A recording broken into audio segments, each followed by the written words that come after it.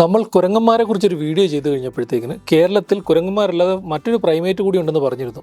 അതാണ് സ്ലെൻഡർ ലോറിസ് അല്ലെങ്കിൽ കുട്ടിത്തേവാങ്ക്. അപ്പോൾ ഇന്നത്തെ വീഡിയോ ഈ കുട്ടിത്തേവാങ്കിനെ കുറിച്ചുള്ളതാണ്.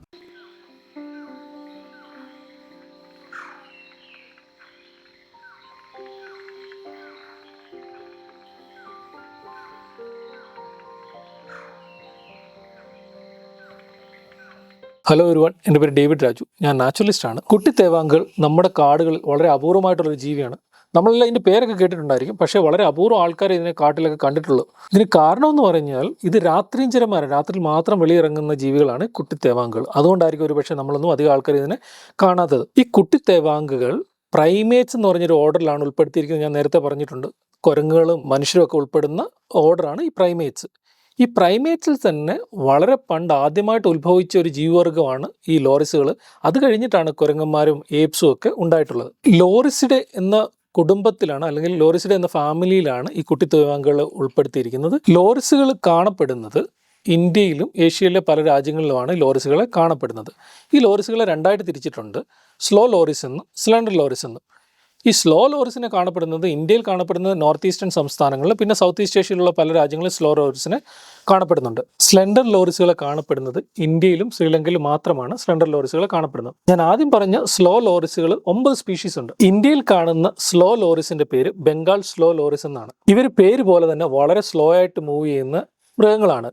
ഈ സ്ലോ ലോറിസിൻ്റെ ഒക്കെ സൈസ് എന്ന് പറഞ്ഞാൽ 800 ഗ്രാം മുതൽ 2 kg വരെ വലുപ്പം വെക്കുന്നതാണ് ഈ സ്ലോ ലോറിസ് ഒക്കെ. പക്ഷേ നമ്മുടെ നാട്ടിലൊക്കെ ഉള്ള സ്ലെൻഡർ ലോറിസ് ഒക്കെ എന്ന് പറഞ്ഞു കഴിഞ്ഞാൽ ഒരു 190 മുതൽ 300 ഗ്രാം വരെ മാത്രം വലുപ്പം വെക്കുന്നതാണ് ഈ സ്ലെൻഡർ ലോറിസുകൾ. വളരെ ചെറുതാണ് സ്ലെൻഡർ ലോറിസുകൾ. സ്ലോ ലോറിസ് ഒക്കെ നല്ല വലുപ്പമുള്ളത്. സ്ലോ ലോറിസുകൾ നല്ല ഫ്ലഫിയാണ്, ദേഹത്തൊക്കെ നല്ല രോമമുള്ളതും മുഖമൊക്കെ നല്ല റൗണ്ടായിട്ടും, കണ്ടാൽ ഒറ്റ നോട്ടത്തിൽ കണ്ട ഒരു ടെഡി ബെയറിനെ പോലൊക്കെ ഇരിക്കുന്ന ഒരു മൃഗമാണ് സ്ലോ ലോറിസ്. അതിന് ചെറിയ വാലുണ്ട്, എന്നാൽ നമ്മുടെ നാട്ടിലുള്ള സ്ലെൻഡർ ലോറിസിന് വാലില്ല. അതുപോലെ തന്നെ ഈ സ്ലെൻഡർ ലോറിസുകളും സ്ലോ ലോറിസും ഒക്കെ രാത്രിഞ്ചരന്മാരുമാണ്. അർബോറിയൽ എന്ന് പറഞ്ഞാൽ മരത്തിന് മുകളിൽ കഴിയാൻ ഇഷ്ടപ്പെടുന്നവരുമാണ് ഈ ലോറിസുകളൊക്കെ. ഈ സ്ലോ ലോറിസിന്റെ ഏറ്റവും വലിയ പ്രത്യേകത എന്ന് പറഞ്ഞാൽ ലോകത്തിലെ ഒരേ ഒരു പ്രൈമേറ്റ് ആണ്, വിഷമുള്ള ഒരേ ഒരു പ്രൈമേറ്റ്. ഇവർ ഈ വിഷം പ്രധാനമായിട്ട് ഉപയോഗിക്കുന്നത് ഡിഫൻസിന് വേണ്ടിയിട്ടാണ്. എന്തെങ്കിലും മൃഗങ്ങൾ ഇവരെ അറ്റാക്ക് ചെയ്യാൻ വരുമ്പോഴത്തേക്കിന് അതിൽ നിന്ന് രക്ഷപ്പെടാൻ വേണ്ടിയിട്ട്, അവരെ കടിക്കാൻ വേണ്ടിയിട്ടൊക്കെയാണ് ഇവർ ഇത് മെയിനായിട്ട് ഉപയോഗിക്കുന്നത്. ഇവരുടെ കക്ഷത്തിലുള്ള ഒരു ഗ്രന്ഥിയുണ്ട്, ബ്രാക്കിയൽ ഗ്ലാൻഡ് എന്നാണ് ഇത് പറയുന്നത്.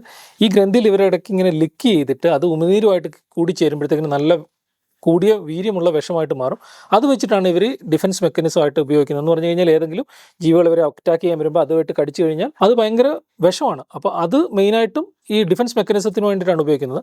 ഇത് കൂടാതെ കമ്മ്യൂണിക്കേഷന് വേണ്ടിയിട്ടും പ്രജനനത്തിൻ്റെ ഭാഗമായിട്ട് ടെറിട്ടറിയൊക്കെ മാർക്ക് ചെയ്യാൻ വേണ്ടിയിട്ടും ഒക്കെ ഈ ബ്രാക്കിയൽ ഗ്രന്ഥി എന്നുള്ള സ്രവം ഇവർ ഉപയോഗിക്കാറുണ്ട്. എന്ന് പറഞ്ഞൊരു മൾട്ടിപർപ്പസ് ടൂളാണ് ഈ ബ്രാക്കിയൽ ഗ്രന്ഥി. ഈ സ്ലോ ലോറിസുകളുടെ ഭക്ഷണം എന്ന് പറയുന്നത് മെയിനായിട്ട് അവർ പഴങ്ങൾ കഴിക്കാറുണ്ട്. മരത്തിൻ്റെ കറ, അവരുടെ ഏറ്റവും ഫേവറേറ്റ് ഫുഡുകളിലൊന്ന് മരത്തിൻ്റെ കറയൊക്കെയാണ് ഇവർ കൂടുതലായിട്ട് കഴിക്കാറുള്ളത്. അതുകൂടാതെ അപൂർവമായിട്ട് ചില ഇൻസെക്റ്റുകളെ പിടിച്ച് കഴിക്കാറുണ്ട്. ചെറിയ പക്ഷികളുടെ മുട്ടയൊക്കെ അപൂർവമായിട്ട് ഇവർ പിടിച്ച് കഴിക്കാറുണ്ട്. പക്ഷേ നമ്മുടെ നാട്ടിലുള്ള സ്ലെൻഡർ ലോറിസുകൾ ഏറ്റവും കൂടുതൽ കഴിക്കുന്ന ഇൻസെക്റ്റുകളെയൊക്കെയാണ് കൂടുതലായിട്ട് കഴിക്കുന്നത്. ഈ സ്ലോ ലോറിസുകളെ സാധാരണയായിട്ട് കാണപ്പെടുന്ന സംസ്ഥാനങ്ങൾ എന്ന് പറഞ്ഞു കഴിഞ്ഞാൽ അരുണാചൽ പ്രദേശ്, ആസാം, മേഘാലയ, മണിപ്പൂർ, നാഗാലാൻഡ്, മിസോറാം, ത്രിപുര എന്ന് പറഞ്ഞ നോർത്ത് ഈസ്റ്റേൺ സംസ്ഥാനങ്ങളിലാണ് ഈ സ്ലോ ലോറിസുകളെ കാണപ്പെടുന്നത്. ഇതിൽ ഏറ്റവും കൂടുതലായിട്ട് സൈറ്റിംഗ് ഉള്ളൊരു സ്ഥലം എന്ന് പറഞ്ഞാൽ ആസാമിലുള്ള ഗിബൺ സാഞ്ചുറി എന്ന് പറഞ്ഞൊരു സ്ഥലമുണ്ട്. കാസിരംഗ നാഷണൽ പാർക്കിൽ നിന്ന് ഒരു 4 മണിക്കൂർ സഞ്ചരിച്ചാൽ എത്തപ്പെടാവുന്ന ഒരു സ്ഥലമാണ് ഗിബൺ സാഞ്ചുറി. ഞാൻ അവിടെ പോയിട്ടുണ്ട്. ഞാൻ പോയ സമയത്ത് അവിടെയുള്ള ഗൈഡ്സിനോട് ചോദിച്ചിട്ടുണ്ട്, നമുക്ക് ഇതിനെ കാണാൻ പറ്റുമോ സ്ലോ ലോറിസ്. ഞങ്ങൾ കാട്ടിക്കൂടെ കുറേ നേരം നടന്നിട്ടൊക്കെ നോക്കി, പക്ഷേ അവർ പറഞ്ഞു പകൽ സമയങ്ങളിൽ ഈ ലോറിസിനെ കാണാൻ പറ്റില്ല, രാത്രി കാലങ്ങളിൽ വന്ന് ടോർച്ചൊക്കെ അടിച്ച് നോക്കി കഴിഞ്ഞാൽ സ്ലോ ലോറിസിനെ കാണാൻ പറ്റുമെന്ന് അവർ പറയുണ്ടായി. അപ്പം ഗിബൺ സാഞ്ചുറിയാണ് ഒരുപക്ഷെ ഇന്ത്യയിലെ ഏറ്റവും ബെസ്റ്റ് സ്ഥലങ്ങളിലൊന്ന് ഈ സ്ലോ ലോറിസിനെ കാണാൻ. ഞാൻ അവിടെ പോയിട്ടുണ്ട്, പക്ഷേ എനിക്ക് അതിനെ കാണാൻ പറ്റിയിട്ടില്ല അവിടെ നിന്ന്. ഇനി നമുക്ക് നമ്മുടെ സ്ലെൻഡർ ലോറിസിനെ പരിചയപ്പെടാം. ഇന്ത്യയിലും ശ്രീലങ്കയിലും മാത്രമാണ് സ്ലെൻഡർ ലോറിസുകൾ കാണപ്പെടുന്നത്. അത് 2 സ്പീഷീസുകളുണ്ട്. റെഡ് സ്ലെൻഡർ ലോറിസ് എന്നും ഗ്രേ സ്ലെൻഡർ ലോറിസ് എന്നുമാണ് 2 സ്പീഷീസുകളുള്ളത്. റെഡ് സ്ലെൻഡർ ലോറിസ് ശ്രീലങ്കയിൽ മാത്രമാണ് കാണപ്പെടുന്നത്. ശ്രീലങ്കയിൽ എൻഡമിക് ആയിട്ടുള്ള സ്പീഷീസാണ് red slender loris. Grey slender loris ശ്രീലങ്കയിലും കാണപ്പെടുന്നുണ്ട്. ഇന്ത്യയിലും കാണപ്പെടുന്ന സ്പീഷീസിന് ഗ്രേ സ്ലെൻഡർ ലോറിസ് എന്നാണ് പറയപ്പെടുന്നത്. ഈ റെഡ് സ്ലെൻഡർ ലോറിസിനെ 2 സബ് സ്പീഷീസ് ആയിട്ട് തിരിച്ചിട്ടുണ്ട്. അതുപോലെ തന്നെ ഗ്രേ സ്ലെൻഡർ ലോറിസിനെ 4 സബ് സ്പീഷീസ് ആയിട്ട് തിരിച്ചിട്ടുണ്ട്. ഗ്രേ സ്ലെൻഡർ ലോറിസിൻ്റെ 2 സബ് സ്പീഷീസ് ശ്രീലങ്കയിൽ കാണുന്നുണ്ട്, 2 സബ് സ്പീഷീസ് ഇന്ത്യയിലും കാണപ്പെടുന്നുണ്ട്. ഇതിൻ്റെ പേരൊക്കെ പറഞ്ഞ് സബ് സ്പീഷീസ് പറഞ്ഞ് ഞാൻ നിങ്ങളെ കൺഫ്യൂഷൻ നടപ്പിക്കുന്നില്ല. നമുക്ക് ഇന്ത്യയിൽ കാണുന്ന ഈ ഗ്രേ സ്ലെൻഡർ ലോറിസിനെ ഒന്ന് പരിചയപ്പെടാം. ഈ 2 സബ് സ്പീഷീസുകൾ ഇന്ത്യയിൽ ഞാൻ ഉണ്ടെന്ന് പറഞ്ഞല്ലോ. അതിൽ ഒരെണ്ണത്തിൻ്റെ പേര് മലബാർ സ്ലെൻഡർ ലോറിസ് എന്നും മറ്റൊരെണ്ണം മൈസൂർ സ്ലെൻഡർ ലോറിസ് എന്നാണ് അതിൻ്റെ പേര്. ഇതിൽ മലബാർ സ്ലെൻഡർ ലോറിസ് കാണപ്പെടുന്നത് കേരളം, തമിഴ്നാട്, കർണാടക, ഗോവ, മഹാരാഷ്ട്ര എന്നിവിടങ്ങളിലുള്ള കാടുകൾ എന്ന് പറയുന്ന സമയത്ത് ഏറ്റവും കൂടുതൽ മഴ ലഭിക്കുന്ന നല്ല തിക്കായിട്ടുള്ള കാടുകളിലാണ് ഈ മലബാർ സ്ലെൻഡർ ലോറിസ് കാണപ്പെടുന്നത്. അതേസമയം മൈസൂർ സ്ലെൻഡർ ലോറിസ് കാണപ്പെടുന്നത് തമിഴ്നാട്, കർണാടക, ആന്ധ്ര, കേരളത്തിൻ്റെ വരണ്ട പ്രദേശങ്ങളിലൊക്കെയാണ് കാണപ്പെടുന്നത്. കേരളത്തിൻ്റെ വരണ്ട പ്രദേശം എന്ന് പറഞ്ഞു കഴിഞ്ഞാൽ കേരളത്തിൽ ചിന്നാറിലാണ് ഇതിനെ കൂടുതലായിട്ട് കാണപ്പെടുന്നത് മൈസൂർ സ്ലെൻഡർ ലോറിസിന്. അല്ലെങ്കിൽ മഴ അധികം ലഭിക്കാത്ത തമിഴ്നാടിൻ്റെ പല ഭാഗത്തും കർണാടകയുടെയും ആന്ധ്രയുടെയൊക്കെ പ്രദേശങ്ങളിലാണ് കൂടുതലായിട്ട് ഈ മൈസൂർ സ്ലെൻഡർ ലോറിസിനെ കാണപ്പെടുന്നത്. നമുക്ക് നമ്മുടെ കേരളത്തിൽ ഏറ്റവും കൂടുതൽ കാണപ്പെടുന്ന മലബാർ സ്ലെൻഡർ ലോറിസ് ആണ് കാണപ്പെടുന്നത്. അതിന് കാണപ്പെടുന്ന നെയ്യാർ വൈൽഡ് ലൈഫ് സാഞ്ചുറി കാണപ്പെടുന്നുണ്ട്, ചിമ്മിണിയിൽ കാണപ്പെടുന്നുണ്ട്, തട്ടേക്കാട് ബേർഡ് സാഞ്ചുറി നല്ല പോപ്പുലേഷൻ ഉണ്ട്. ഇങ്ങോട്ട് വന്നു കഴിഞ്ഞാൽ ആറളം വൈൽഡ് ലൈഫ് സാഞ്ചുറിയിൽ നല്ല പോപ്പുലേഷൻ ഉണ്ട്, വയനാട്ടിൽ കാണുന്നുണ്ട്. അപ്പോൾ ഇവിടെയൊക്കെ നമുക്ക് ഈ മലബാർ സ്ലെൻഡർ ലോറിസിന് നന്നായിട്ട് കാണാനായിട്ട് സാധിക്കും. ഈ സ്ലെൻഡർ ലോറിസുകൾ ആക്ച്വലി നമ്മുടെ കൈയുടെ അത്ര മാത്രം വലിപ്പമുള്ള വളരെ ചെറിയൊരു ജീവിയാണ്, വളരെ ചെറിയൊരു പ്രൈമേറ്റ് ആണ്. ഇതിൻ്റെ ദേഹമൊക്കെ ഒരു ഗ്രേ കളറിലോ അല്ലെങ്കിൽ റെഡിഷ് ബ്രൗണിലോ കളറിലുള്ള ഒരു ജീവിയാണ് ഗ്രേ സ്ലെൻഡർ ലോറിസ്. വലിയ ഉണ്ട കണ്ണുകളുണ്ട്, വാൽ ഇതിനില്ല. ഞാൻ പറഞ്ഞില്ല, നേരത്തെ പറഞ്ഞ സ്ലോ ലോറിസിന് വാലുണ്ട്, പക്ഷേ സ്ലെൻഡർ ലോറിസിന് വാലില്ല. ഇതിന് വിഷമില്ല. ഈ സ്ലെൻഡർ ലോറിസുകൾക്കൊന്നും വിഷമില്ലാത്ത പ്രൈമേറ്റ്സ് ആണ്. അതേസമയം സ്ലോ ലോറിസുകൾ വിഷമുള്ളതെന്ന് ഞാൻ നേരത്തെ പറഞ്ഞല്ലോ. ഇവരുടെ കൈക്കും കാലിനും ഒക്കെ നല്ല തിന്നാണ്, വളരെ നീളമുള്ളതാണ്. അതേസമയം കൈയും കാലിനും വലിപ്പക്കുറവ്, വളരെ ചെറിയതാണ്.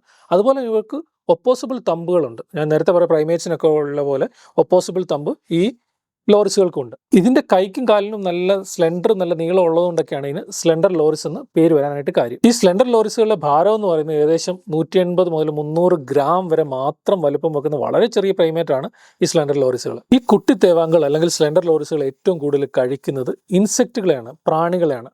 പ്രാണികൾ എന്ന് പറയുമ്പോഴത്തേക്കിന് അവർ തുമ്പികളെ പിടിച്ച് കഴിക്കാറുണ്ട്, രാത്രിയിൽ ഇങ്ങനെ ഉറങ്ങുന്ന തുമ്പികളെ പിടിച്ച് കഴിക്കാറുണ്ട്, സിക്കാടകളെ പിടിച്ച് തിന്നാറുണ്ട്, പല്ലികളെ പിടിച്ച് തിന്നാറുണ്ട്, പക്ഷികളുടെ മുട്ടയെടുത്ത് കഴിക്കാറുണ്ട്.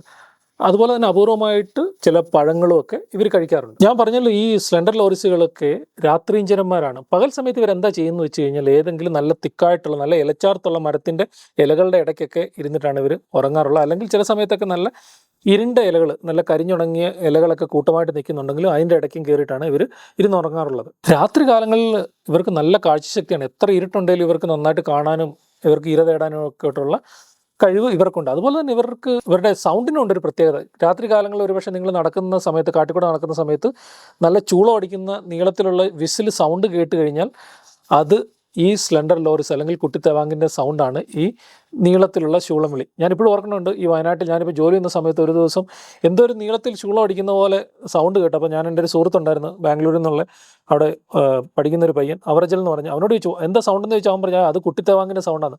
അപ്പം ഞാനിവിടെ താമസിക്കുന്ന സ്ഥലത്ത് പോലും ഇതിൻ്റെ സൗണ്ട് കേട്ടിട്ട് എനിക്ക് മനസ്സിലാക്കാൻ പറ്റില്ല. കാരണം ഏതൊരു ചീവിയുടെ അല്ലെങ്കിൽ ഇൻസെക്റ്റ് ഇങ്ങനെ നീട്ടി ശൂളം വിളിക്കുന്ന പോലത്തെ ഒരു സൗണ്ടാണ് ഈ കുട്ടിത്തേവാങ്കളുടെ സൗണ്ട്.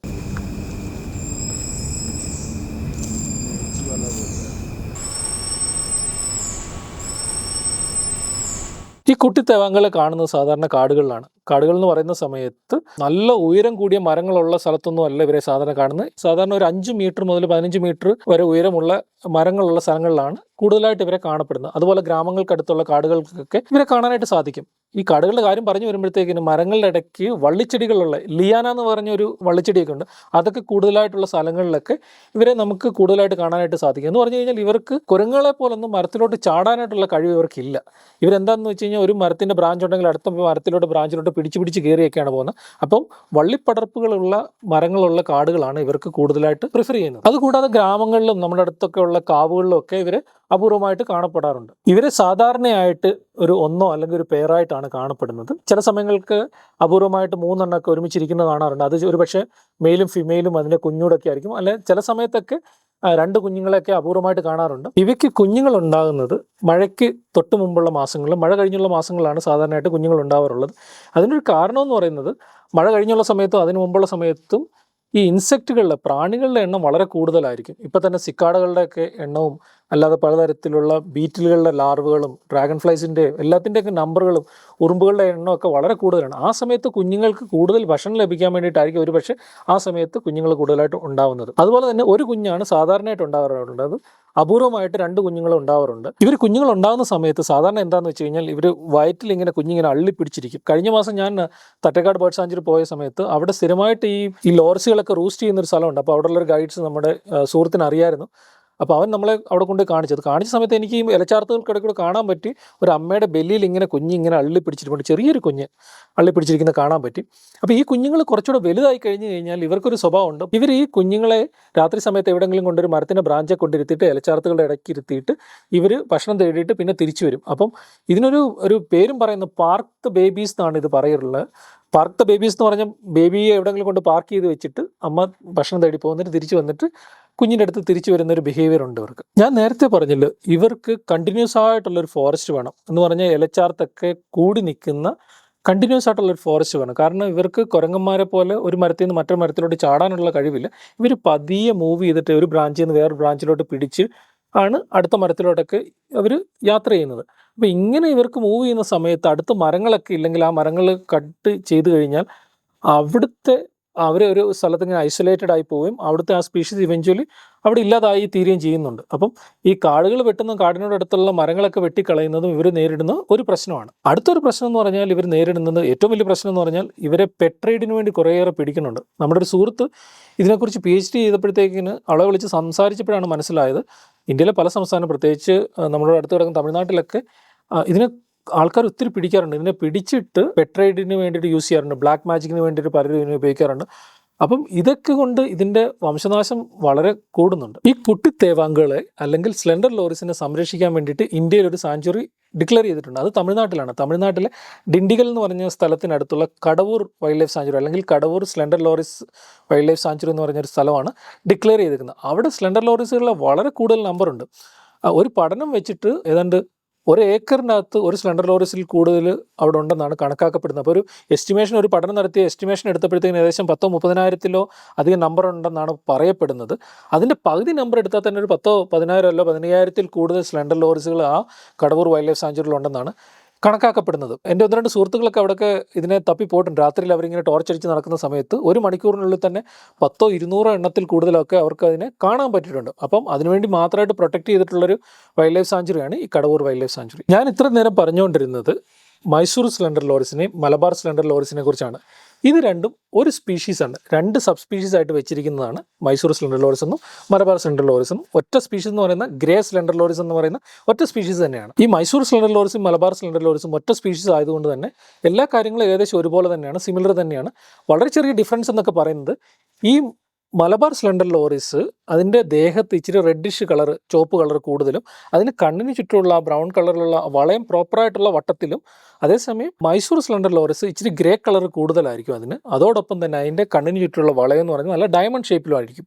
ഈ 2 വ്യത്യാസം മാത്രമാണ് ഇതിനെ ഫീൽഡിൽ നിന്ന് കാണുമ്പോഴത്തേക്കും നമുക്ക് മനസ്സിലാക്കാനുള്ള വ്യത്യാസങ്ങൾ. അല്ലെങ്കിൽ ഇതിനുള്ള ഫിസിക്കലായിട്ടുള്ള ഡിഫറൻസ് ഒക്കെ ഓൾമോസ്റ്റ് സെയിം ആയിരിക്കും. അതേസമയം ഇത് കാണുന്ന ഹാബിറ്റായിട്ട് രണ്ടും വ്യത്യാസമാണ്. മലബാർ സ്ലെൻഡർ ലോറിസ് മഴ ഏറ്റവും കൂടുതൽ കിട്ടുന്ന കാടുകളിലാണ് കാണപ്പെടുന്നത്. അതേസമയം മൈസൂർ സ്ലെൻഡർ ലോറിസ് മഴ കുറഞ്ഞ ഡ്രൈ ആയിട്ടുള്ള കാടുകളിലാണ് അത് കാണപ്പെടുന്നത്. അപ്പോൾ ഇതൊക്കെയായിരുന്നു കുട്ടിത്തേവാങ്കുകളെ കുറിച്ചുള്ള വിവരങ്ങൾ. നിങ്ങൾക്ക് ഇഷ്ടപ്പെട്ടെന്ന് വിചാരിക്കുന്നു. നിങ്ങൾ ആരെങ്കിലും ഇതിനെ കാട്ടിലോ എവിടെ വെച്ചെങ്കിലും ഇതിനെ കണ്ടിട്ടുണ്ടോ? കാരണം വളരെ സ്പെഷ്യലായിട്ടുള്ള ആനിമലാണ്. ആരെങ്കിലും എവിടെ വെച്ചെങ്കിലും കണ്ടിട്ടുണ്ടെങ്കിൽ ഉറപ്പായിട്ടും കമൻറ്റ് ചെയ്യണം. അപ്പോൾ ഇന്നത്തെ വീഡിയോ നിങ്ങൾക്ക് ഇഷ്ടപ്പെട്ടെന്ന് വിചാരിക്കുന്നു. ഉടൻ തന്നെ അടുത്തൊരു വീഡിയോ ആയിട്ട് വരുന്നതായിരിക്കും. Keep watching my channel. Thank you so much.